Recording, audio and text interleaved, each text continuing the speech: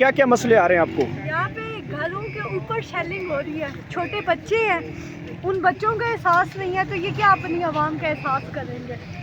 ये मेरे पास मौजूद है जो डूस करके दहशतगर्द है, कहाँ पर रह रहे हैं। ये देख सकते हैं, ये घरों में शेलिंग की गई है। ये सामने आबादी है, घर हैं और सेक्टर है, लोग रिहायशी हैं, रिहायशी लोग बाहर आ रहे हैं और ये देख सकते हैं उन्होंने घरों के ऊपर शेलिंग की जा रही है और बच्चे डिस्टर्ब हैं इस वक्त। यहाँ पे ये ताज़ा तरीन सूरत हाल है, आप ये मनाज़र देख सकते हैं। इस वक्त G7 सेक्टर के अंदर जो है वो रिहायशियों के ऊपर शेलिंग की गई है और पुलिस ने यहाँ पे रहने वालों को जो उनकी ज़िंदगियाँ महाल कर दी हैं। ये ताज़ा तरीन सूरत हाल है। इस वक्त डी चौक में होने वाली शेलिंग का सिलसिला लोगों के घरों तक पहुँच गया है और ये इस वक्त की ताज़ा तरीन सूरत हाल है जो हम इस वक्त आपको बराह रास्त दिखा रहे हैं।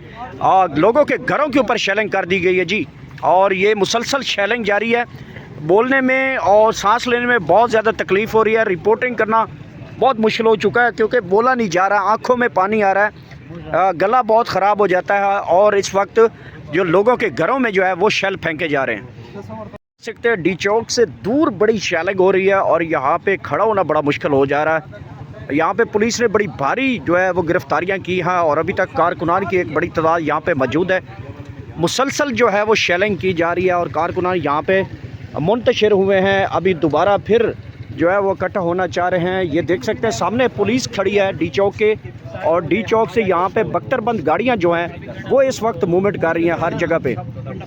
डी चौक जो है वो इस वक्त शेलिंग इतनी की गई है कि आसपास ये आबादियाँ हैं और देख सकते हैं कि आबादियों के लोग यहाँ पे कितने डिस्टर्ब हो रहे हैं।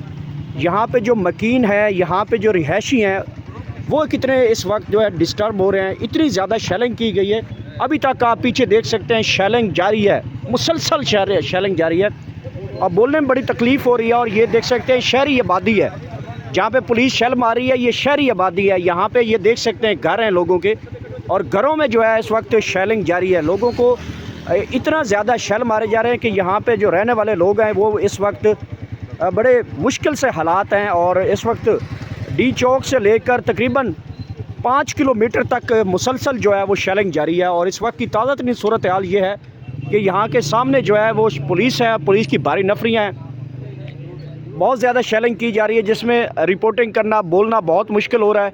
और इस वक्त का ताज़ा तरीन सूरत हाल ये है कि लोगों के घरों के अंदर जो है वो शेल मारे जा रहे हैं और ये इस वक्त की ताज़ा तरीन सूरत हाल है।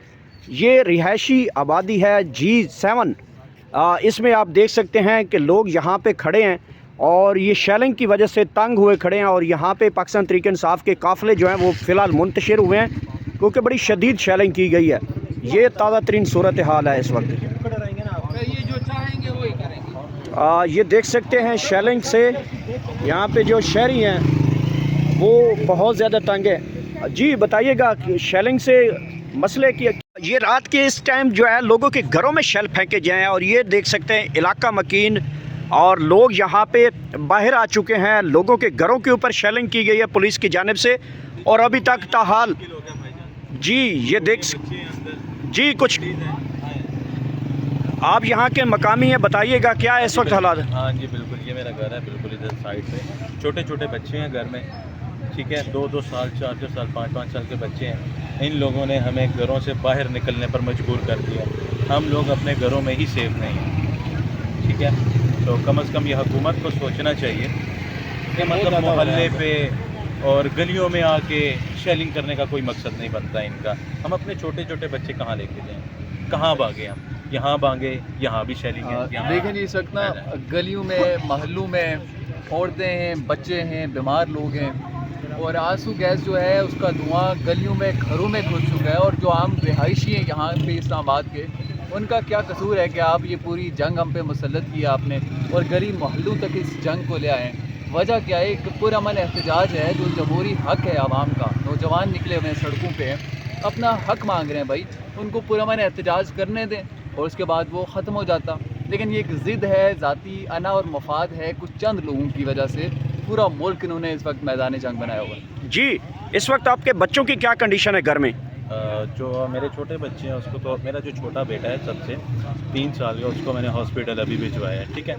यहाँ पे अपने घर में भी रहना बहुत ज़रूरी है, क्योंकि वक्तन फ़वक्तन मेरी जितने भी फैमिली मेम्बर्स हैं सबकी हालत जो है वो ख़राब होती जा रही है। तो ये बहुत बड़ा जुल्म है, बहुत बड़ा जुल्म है। क्या पैगाम देंगे इस हुकूमत को जो इस वक्त आपके घरों पे शेलिंग कर रही है? मैं कहना नहीं चाह रहा था, लेकिन आपने सुना है कि जब खुद पे बीतती है ना तो वो बहुत दुख देती है। मैं लानत भेजना चाहता हूँ सबको। जो इस वक्त बच्चे, फैमिलीज़, पाकिस्तान तहरीक इंसाफ के कारकुन, आपका किसी भी जमात से बेशक ताल्लुक़ ना हो, लेकिन जो इस वक्त डी चौक में खड़े इस शेलिंग का फेस करेंगे, आप घरों में बैठ के फेस करें, उनको क्या कहेंगे जो इस वक्त शेलिंग करें? तहसीन पेश करना चाह रहा हूँ कि वो अपनी जानों की परवाह किए बगैर एक जंग लड़ रहे हैं, मुनाफिकों से, चोरों से, लुटेरों से पीछा छुड़ाने के लिए वो आए हैं यहाँ पे, कितना कितना सफ़र करके आए हैं। तो मैं उनको खराज तहसीन पेश करूँ।